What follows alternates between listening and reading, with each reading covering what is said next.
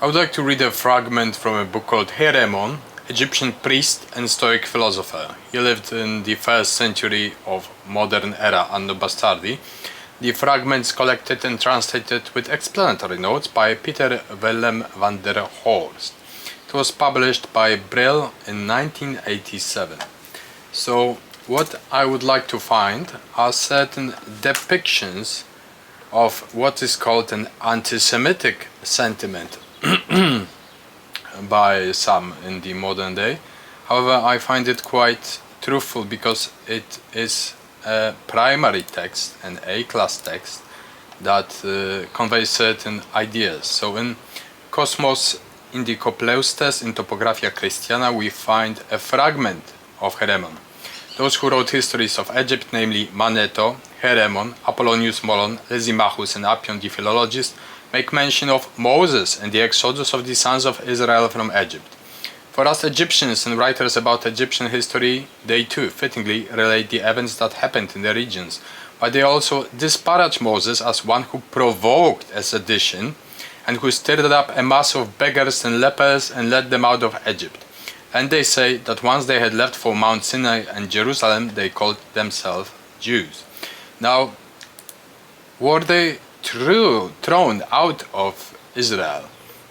Well, we may read another story from Josephus Contra Appionem 288-292. After him, that is Manetho, I want to examine Heremon. This writer likewise professes to write the history of Egypt, and he agrees with Manetho in giving the names of Amenophis and Ramses to the king and his son. He then says that Isis, Hieros, appeared to Amenophis in his sleep and reproached him for the destruction of the temple in the wall. The sacred scribe, Phrytibautes, told him that if he purged Egypt of its polluted population, he would cease to be alarmed. Polluted. The king thereupon collected 250,000 diseased persons and banished them. Their leaders were scribes, Moses and Joseph, the latter even being a sacred scribe.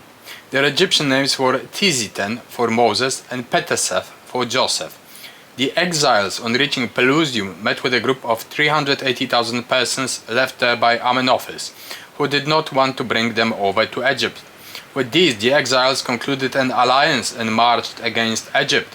Amenophis did not wait for the attack but fled to Ethiopia, leaving his wife pregnant. She hid herself in some caverns and gave birth to a son named Ramses.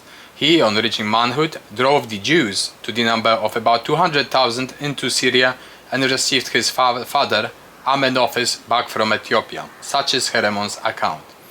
Which is quite interesting because it seems that there was that Moses didn't lead the Jews out of Egypt, but they were thrown out. They were caught by the Gab and simply dispersed because they were causing trouble, just like in the 1st century in Rome. Tiberius destroyed the Judeo-Christian communities and exiled them from Rome because they were causing trouble by preaching nonsense, by destruction of the temples and attacking citizens based on their fanaticism. So, that kind of writes the story, right? I guess.